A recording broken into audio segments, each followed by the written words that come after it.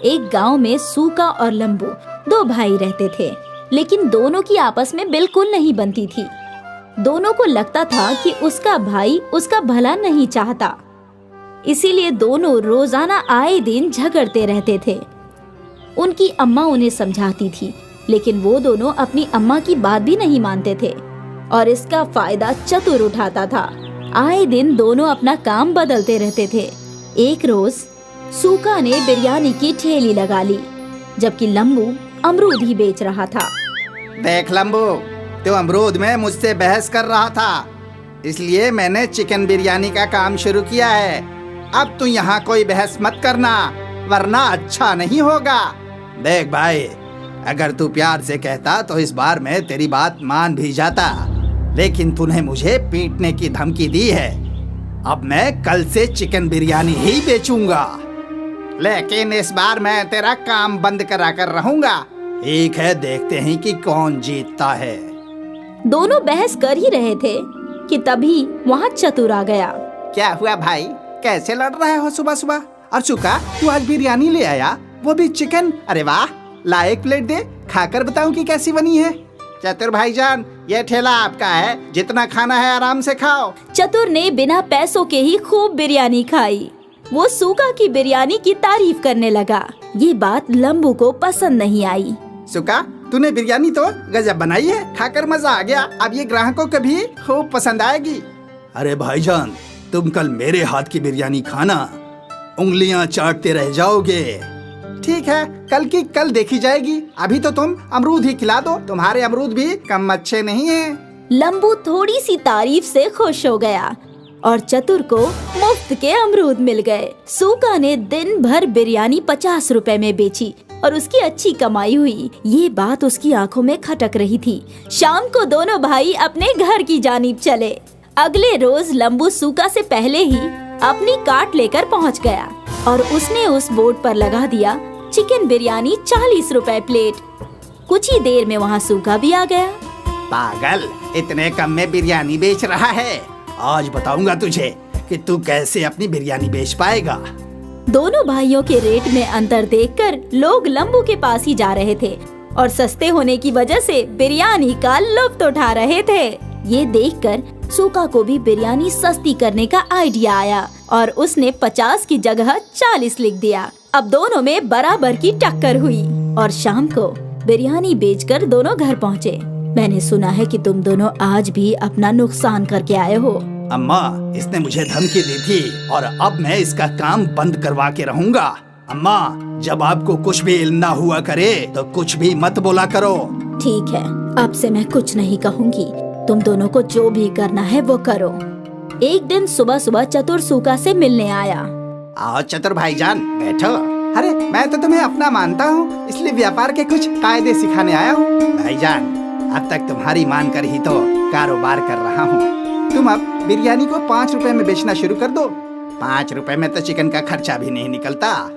तुम अपने भाई को हराना चाहते हो ना, तो तुम्हें पैसे अपनी जेब से लगाने होंगे, लेकिन मेरे पास तो पैसे ही नहीं है। तुम्हारा ये भाई कब काम आएगा? जितने पैसे तुम्हें चाहिए मैं दूंगा। जब तुम कुछ कमा लो तो मुझे वापस कर देना। चतुर ने सूका को कर्जा दे दिया और सूका ने 5 रुपए चिकन बिरयानी का बोर्ड लगा दिया। उसके पास लाइन लग गई। लोग टोकन लेकर अपनी बारी का इंतजार कर रहे थे। लंबू ये देखकर दुखी हो रहा था। तभी वहाँ पर चतुर पहुँच गया। क्या हुआ लंबू, तुम मायूस क्यों हो? अंजाम सामने है और आप मुझसे मायूसी की वजह पूछ रहे हो। तो तू भी 5 रुपए में बिरयानी बेचनी शुरू कर दे। मेरे पास इतने पैसे ही नहीं है, ना जाने सूका के पास पैसे कहाँ से आ गए। तुम फिक्र मत करो, मैं तुम्हें कर्ज देता हूँ और तुम भी अब 5 रुपए में बिरयानी बेचना शुरू कर दो। चतुर ने लंबू को भी कर्जा दे दिया और दोनों भाई 5 रुपए में चिकन बिरयानी बेचने लगे। आइए आइए, 5 रुपए में चिकन बिरयानी खाइए। आइए आइए, 5 रुपए में चिकन बिरयानी खाइए। एक प्लेट में चिकन के 4 बोटियाँ, जायकेदार और किफायती चिकन। एक प्लेट में 5 बोटियाँ और सिर्फ 5 रुपए में। दोनों भाइयों की दुश्मनी का लोगों ने जमकर फायदा उठाया और 5 रुपए में भरपेट बिरयानी खाए। आज दोनों भाई दोपहर को ही सारी बिरयानी बेचकर घर पहुँचे। कितना कमाया आज? सूखा और लंबू ने अम्मी जान को सब कुछ सच बताया। अच्छा, तो तुम दोनों को पैसे चतुर ने दिए थे, अब तुम खुद सोच लो कि वो क्या चाहता है।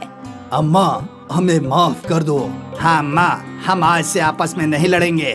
जितना हम लड़ाई करते रहेंगे उतना दूसरे लोग फायदा उठाएंगे। हाँ अम्मा, हमें ये आज समझ में आ गया है। अब हम मिलकर काम करेंगे और चतुर को सबक सिखाएंगे। दोनों भाइयों ने एक ही कार्ड पर बिरयानी लगाई और बोर्ड लगाया लंबू सूखा बिरयानी वाला। अगले रोज वो दोनों पहुंच गए। जब चतुर ने अगले रोज जाकर देखा तो उसके होश फाख्ता हो गए और उसने इत्तिहाद को देखकर वहां से दूर भाग जाना ही बेहतर समझा। दोस्तों, इससे हमें सबक मिलती है कि हमें आपस में इत्तिहाद बनाकर रखनी चाहिए, वरना कोई और इसका फायदा उठा जाएगा। और साथ ही चापलूसों से होशियार रहना चाहिए, वरना जल्द ही डूब जाओगे। अब्दुल मियाँ के इंतकाल के बाद उनके तीनों बच्चे यतीम हो गए। अब उनके सर पर वालिद का साया नहीं था। अब क्या होगा? कैसे हमारा घर चलेगा? दो जवान बेटियों की शादी करनी है। या अल्लाह, कुछ तो रहम कर। अम्मी, अब हमें ही बाहर जाकर काम करना होगा। लेकिन तू क्या काम कर सकती है? मुझे तो बस एक ही काम अच्छे से आता है, खाना बनाना। क्यों ना हम एक बिरयानी सेंटर खोल ले? लेकिन उसमें तो बहुत पैसे लगेंगे आपा। पैसों की फिक्र मत करो, मेरे ये गहने कब काम आएंगे। और बस एक बार सब ठीक हो जाए तो तुम तीनों इसे मिलकर छुड़ा लेना। लेकिन अम्मी, अब्बा ने ये आपके लिए खरीदे थे। बेटा, मेरी पहली जिम्मेदारी तुम सब हो। जेवर का क्या है, वो तो वापस मिल ही जाएंगे। ठीक है। शिफा ने अपनी अम्मी के जेवर ले लिए और उन्हें गिरवी रखकर उसे 20,000 रुपए मिले। उन पैसों से उन लोगों ने एक छोटा सा ठेला खरीद लिया और तीनों भाई बहन मिलकर उस ठेले पर काम करने लगे। ले लो गर्मा गर्म बिरयानी, जायका ऐसा कि उंगलियां चाटते रह जाओगे। ले लो गर्मा गर्म बिरयानी। कई लोगों ने उनके ठेले की बिरयानी चखी और सभी को वो बिरयानी अच्छी लगी। वाह, क्या बिरयानी है! हमने कभी इतनी लजीज बिरयानी नहीं खाई। हाँ, बहुत अच्छी बिरयानी है। शुक्रिया भाईजान, ये हमारी अम्मी का नुस्खा है, हमारी अम्मी की स्पेशल बिरयानी। बहुत अच्छी है। और देखते ही देखते उनका बिरयानी का ठेला चल पड़ा। अब लोगों की भीड़ लगने लगी। मुझे 2 बिरयानी पार्सल देना। ठीक है। मुझे भी दे दो। अब नदीम को लोगों को बुलाने की जरूरत नहीं थी। ठेले पर इतनी भीड़ रहती थी कि तीनों भाई बहन मिलकर ऑर्डर दिया करते थे। ये लीजिए आपका ऑर्डर। ये आपका। ये आपका। 1 माह बाद शिफा अपने कमाए हुए रुपए गिन रही थी। ये लीजिए अम्मी, इस माह का मुनाफा 20,000 रुपए। क्या? आपने सही सुना, 20,000 रुपए। इतने सारे पैसे? हमारी बिरयानी लोगों को बहुत पसंद आती है। ग्राहकों की हमेशा भीड़ लगी रहती है अम्मी। या अल्लाह, तेरा लाख लाख शुक्रिया। तूने मेरे बच्चों को कामयाबी अता फरमाई। शुक्रिया। अम्मी, अगले माह ही आपके जेवर छुड़वा लेंगे हम, इंशाल्लाह। आज शिफा का खानदान बहुत खुश था। उनके अब्बा के इंतकाल के बाद पहली मर्तबा उनके घर में कुछ अच्छा हो रहा था। तीनों भाई बहनों ने अपनी मेहनत जारी रखी और दिन दुगनी और रात चौगनी तरक्की करने लगे। ये सब हम तीनों की इत्तिहाद की वजह से हो रहा है। बिल्कुल आपा। और हम हमेशा एक ही रहेंगे। हाँ, हमेशा। कुछ माह में तीनों ने ठेले से होटल बना लिया। नदीम काउंटर पर बैठा करता और शिफा और सना बिरयानी पकाया करती। नदीम भाई, वही जायका है, ठेले वाला। बिल्कुल, यही तो हमारी अम्मी का नुस्खा है। भाईजान, जायका कभी नहीं बदलेगा। लोग अक्सर इनकी बिरयानी के जायके की तारीफ किया करते थे। धीरे धीरे इन्हें दावत के केटरिंग के कॉन्ट्रैक्ट्स भी मिलने लगे। भाई, मेरे घर कल एक दावत है, 100 लोगों की बिरयानी चाहिए। जी बिल्कुल, मिलेगी ना। लेकिन वही जायका चाहिए जैसा हम यहाँ खाते हैं। बिल्कुल वही जायका रहेगा। आप बेफिक्र होकर ऑर्डर दे जाइए। तीनों भाई बहन बहुत खुश थे कि उनका कारोबार बड़ा होता जा रहा था। फिर एक दिन क्या हुआ? ये ऑर्डर अब तक गया नहीं। वो कादरी साहब के घर निकाह था, लेकिन किसी वजह से वो निकाह टूट गया, तो अब ये खाना नहीं जाएगा। या अल्लाह, बहुत बुरा हुआ। तुम एक काम करो, ये खाना गरीबों को खिला दो, कम से कम कादरी साहब को दुआ मिलेगी। ठीक है आपा। अपनी बड़ी बहन के कहने पर नदीम ने सारी बिरयानी फकीरों में बांट दी, लेकिन उसका मन नहीं था। जब वो होटल लौटा तो सना वहीं थी। आपा कहाँ है? वो तो घर गई है। मुझे समझ में नहीं आ रहा कि आपा ने इतनी सारी बिरयानी गरीबों में बांटने को क्यों कहा। क्या बोल रहे हो तुम? सना आपा, आज कादरी साहब के घर पर निकाह था तो उन्होंने 300 लोगों की बिरयानी ऑर्डर की थी, लेकिन किसी वजह से उनके घर का निकाह टूट गया तो बिरयानी बच गई थी। मैं सोच रहा था कि हम वो बिरयानी बेच देंगे, लेकिन आपा ने बोला कि सारी बिरयानी गरीबों में बांट दो। ये तो सही फैसला नहीं हुआ। हम उस बिरयानी से भी कमा सकते थे ना आपा?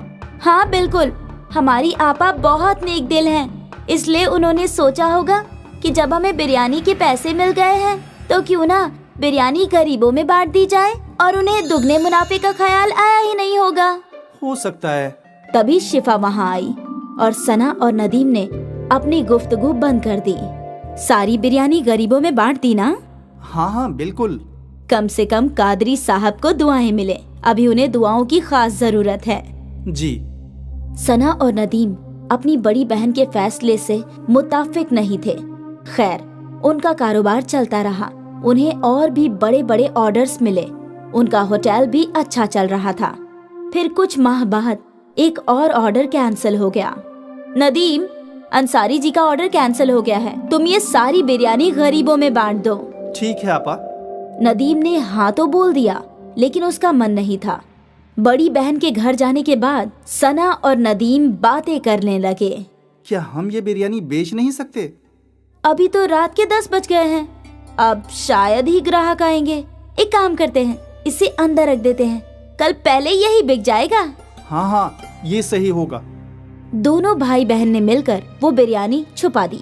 अगले दिन उन लोगों ने पहले वही बिरयानी बेची और वो दोनों बेहद खुश थे कि मुनाफा दुगना हो रहा है, और शिफा इस बात से बेखबर थी। फिर क्या था, जब भी कोई ऑर्डर कैंसिल होता, अगले दिन वो बिरयानी सना और नदीम होटल में बेचा करते थे। ये सिलसिला काफी महीनों तक चलता रहा। एक दिन ये बासी बिरयानी एक रेगुलर कस्टमर के प्लेट में आई। नदीम भाई, कुछ तो गड़बड़ है, बिरयानी में वो जायका नहीं है। ऐसा कैसे हो सकता है भाईजान? हम तो हमेशा से वैसे ही बिरयानी बना रहे हैं। ठीक है। धीरे धीरे सारे कस्टमर्स को बिरयानी की गड़बड़ समझ आने लगी और उन्हें वो जायका पसंद नहीं आ रहा था। यकायक उनके होटल में ग्राहक कम हो गए। तभी शिफा सोच में डूब गई।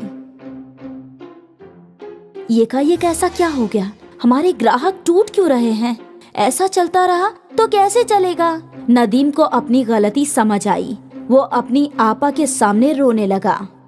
मेरी गलती है, मैंने और सना आपा ने बासी बिरयानी ग्राहकों को खिलाई। क्या? नदीम ने अपनी आपा के सामने सारी गलती कबूल की। ये तूने क्या कर दिया? ज्यादा मुनाफा कमाने के चक्कर में धंधा ही तोड़ दिया। अब हम कैसे ग्राहकों को वापस लाएंगे? हमें माफ कर दीजिए आपा। हमें इल्म नहीं था कि ऐसा कुछ हो जाएगा। तुम्हारे लालच ने सब कुछ बर्बाद कर दिया। तीनों सोचने लगे कि अब वो लोग क्या कर सकते हैं, और फिर अगले दिन शिफा को एक तरकीब सूझी। शिफा ने एक तख्ती लिखवाई, हमें माफ कर दीजिए, हमारी गलती की वजह से आपको बासी बिरयानी खानी पड़ी, हम शर्मिंदा हैं, इसलिए अगले 1 हफ्ते तक हम सबको मुफ्त में बिरयानी खिलाएंगे। ये तख्ती शिफा ने होटल के बाहर लगा दिया। कस्टमर्स ने तख्ती पढ़ी और वो मुफ्त की बिरयानी खाने होटल आ गए, और एक बार फिर उन्हें ताज़ी बिरयानी का जायका पसंद आने लगा। ये तो बिल्कुल पहले जैसी है। हाँ हाँ, मजा आ गया। भले ही उनको 1 हफ्ते मुफ्त की बिरयानी खिलानी पड़ी, लेकिन उनकी मुश्किल का हल निकल गया। उनके ग्राहक लौट आए और सना और नदीम को समझ में आ गया कि लालच बुरी बला है। एक बार फिर अम्मी की बिरयानी चल पड़ी। इरफान और मकबूल 2 दोस्त थे। मकबूल की चिकन बेचने की दुकान थी और इरफान फिलहाल के लिए बेरोजगार था। क्या हुआ दोस्त, आज भी कोई नौकरी नहीं मिली? अब क्या बताऊं, समझ में नहीं आ रहा। इतनी तालीम का क्या फायदा जब एक नौकरी भी नहीं मिल रही। अब समझ में नहीं आ रहा कि क्या करूं। अब तो मुझ पे रुखसाना की भी जिम्मेदारी है। तुझे इतनी जल्दी निकाह नहीं करना चाहिए था मेरे दोस्त, लेकिन अब जब तूने निकाह कर ही लिया है तो काम बढ़ाना और ढूंढना ही होगा। तुम तो जानते ही हो कि कैसे हालात में मेरा निकाह हुआ है। अगर निकाह नहीं करता तो रुखसाना के अब्बा उसका निकाह कहीं और कर देते, लेकिन अब निकाह के बाद इतनी सारी जिम्मेदारियां आ गई हैं, समझ में नहीं आ रहा कि क्या करूं। अरे इरफान, तू शौरमा बनाना जानता है ना? हाँ हाँ, तो शौरमा की दुकान क्यों नहीं खोलता? दुकान खोलने के लिए भी तो पैसों की जरूरत होगी ना, वो कहां से लाऊंगा? मैं हूं ना, मैं तुझे कर्ज दे दूंगा, तेरा धंधा चल पड़ेगा तो लौटा देना। हाँ वो भी है। इरफान खुश होकर अपने घर गया और रुखसाना को ये सारी बातें बता दी। अल्लाह का शुक्र है, आपको कोई रास्ता तो मिला। अब जल्दी ही मेरी शौरमा की दुकान लगेगी, उम्मीद है अच्छी कमाई होगी और हमारे हालात भी बेहतर हो जाएंगे। होंगे ही, मैं दुआ करूंगी। मकबूल से पैसे कर्ज में लेकर इरफान ने शोरमे की मशीन खरीद ली। वो मकबूल से ही चिकन लेने लगा और उसकी शौरमे की दुकान शुरू हो गई। अरे भाईजान, एक शौरमा देना। हाँ हाँ, अभी लो। धीरे धीरे इरफान के शौरमे की दुकान पे कस्टमर्स की भीड़ लगने लगी। जायका तो बेहतरीन है भाई। होगा ही, सारे मसाले मैं घर पे ही बनाता हूँ। वाह बढ़िया, मजा आ गया भाई खाकर। इरफान खुश था कि उसके शौरमे लोगों को पसंद आ रहे थे।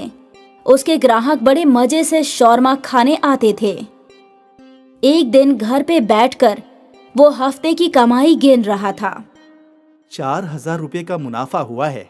इसमें से 2,000 रुपए हमारे घर के खर्च के लिए और सामान के लिए रखता हूँ और 2,000 रुपए मकबूल भाई का कर्ज लौटा देता हूँ। हाँ हाँ, यही बेहतर होगा। ऐसे ही चलता रहा तो जल्दी ही मकबूल भाई का सारा कर्ज चुकता हो जाएगा। बिल्कुल। उस दिन इरफान ने मकबूल को कर्ज की पहली किश्त लौटा दी। लगता है तेरा धंधा बहुत अच्छे से चल पड़ा है इरफान। हाँ भाई, दुआ करो ऐसे ही चलता रहे। हाँ हाँ बिल्कुल चलेगा, तू ऐसे ही मेहनत कर। हाँ भाई करूँगा।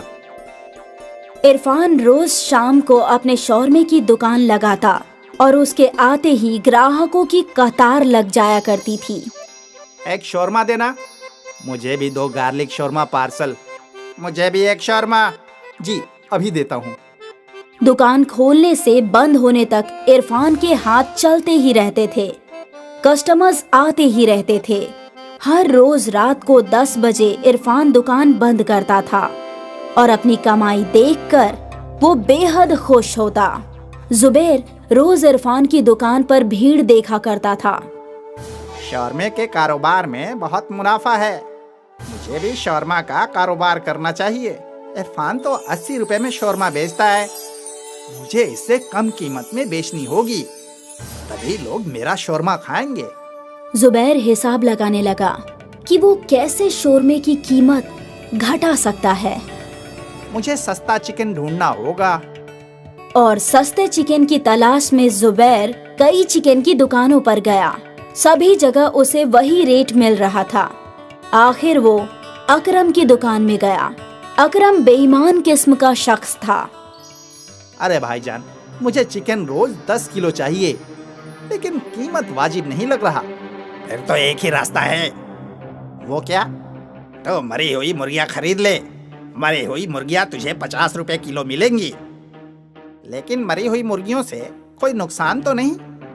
अरे नहीं नहीं, होटलों में मरी हुई मुर्गियाँ ही तो जाती हैं। किसी का बाप नहीं समझ सकता कि जो मुर्गी वो वहाँ खा रहा है वो जिंदा काटी गई थी या मरी हुई। लेकिन इससे सेहत पर कोई नुकसान तो नहीं होगा ना? अरे भाईजान, कुछ नहीं होता। वैसे भी जब हम लोग मुर्गियों को यहाँ से वहाँ ले जाते हैं तो रास्ते में कुछ मुर्गियाँ दबकर मर ही जाती हैं। इन्हें खाने में कोई नुकसान थोड़ी ना है। ठीक है, तो हम सौदा पक्का करते हैं। तुम रोज मुझे 50 रुपए के हिसाब से 10 किलो चिकन देना। पक्का। जुबैर ने शौरमा बनाने की मशीन खरीद ली और फिर इरफान के शौरमे की दुकान के बगल में ही उसने अपनी दुकान खोल ली। जुबैर ने बड़ी सी तख्ती पर रेट लिखवा दिया। जुबैर 50 रुपए में शौरमा बेच रहा था। अब जब लोग वहां पहुंचे तो काफी लोग जुबैर का कम रेट देखकर उसकी दुकान की ओर मुड़ गए, लेकिन अब भी कुछ ऐसे ग्राहक थे जो इरफान की दुकान में ही शौरमा खाने आते थे। भाई, तुम्हारे शौरमे जैसा जायका नहीं है वहाँ, कुछ तो गड़बड़ है। उसे 50 रुपए के शौरमा में फायदा हो रहा है, इसलिए वो बेच रहा है। वो भी है, लेकिन जो हमेशा खाते हैं वो तुम्हारे पास ही लौटेंगे भाई, फिक्र मत करो। हाँ, मुझे अल्लाह पर पूरा यकीन है। उस रोज इरफान मकबूल भाई से मिला। क्या हुआ इरफान, आज तुम्हारा चेहरा इतना उतरा हुआ क्यों है? अब क्या बताऊं भाई, जुबैर ने शौरमा की दुकान खोली है और वो शौरमा 50 रुपए के बेच रहा है। इतना सस्ता कैसे? वही तो मुझे भी समझ में नहीं आ रहा है भाई। जरूर वो कोई गोलमाल कर रहा है, हमें पता लगाना चाहिए, लेकिन कैसे? चलो मेरे साथ। उस दिन इरफान और मकबूल ने जुबैर का पीछा किया। उन्होंने देखा कि जुबैर अकरम चिकन वाले की दुकान में गया। अब समझा। क्या ये अकरम एक नंबर का बेईमान है? ये जरूर जुबैर को मरी हुई मुर्गियों का गोश्त सस्ते में बेच रहा है, लेकिन ये तो वाजिब नहीं है। लोगों की तबीयत खराब हो सकती है। अब हमें क्या करना चाहिए? दोनों सोचने लगे कि वो जुबैर और अकरम को कैसे रोक सकते हैं। तभी मकबूल को याद आया कि उनके इलाके में एक फूड इंस्पेक्शन का दफ्तर है, जहां फूड की शिकायतें की जाती है। हमें फूड इंस्पेक्शन ऑफिस में जाकर कंप्लेन करनी चाहिए। ठीक है। इरफान और मकबूल फूड ऑफिसर के पास गए और वहां उन्होंने बड़े ऑफिसर को जुबैर की बेईमानी की कंप्लेंट की। हमें उस शौरमे की जांच करनी होगी। फूड ऑफिसर जुबैर की शौरमे की दुकान पर पहुंचे और वहां रखे चिकन और रोटियों की जांच करने लगे। अरे जनाब, कुछ सेटलमेंट करते हैं। दो लोगों की जान के साथ खेल रहा है और हमें रिश्वत देने की बात कर रहा है। ऑफिसर ने सैंपल लिया और जांच की। सर, यह चिकन खाने के लायक नहीं है। इसे खाने से सेहत बहुत जल्दी खराब हो जाएगी। इसे पुलिस के हवाले कर दो। पुलिस ने जुबैर को गिरफ्तार कर लिया और फिर अकरम को भी गिरफ्तार कर लिया। सभी को जुबैर की बेईमानी के बारे में इल्म हो गया और एक बार फिर ईमानदार इरफान की दुकान पर कस्टमर्स लौट आए। इरफान की मुश्किल हल हो गई और लालची शौरमे वाले जुबैर को उसके किए की सजा मिल गई। हमेशा याद रखिए, हर वो चीज जो सस्ती हो वो अच्छी नहीं होती।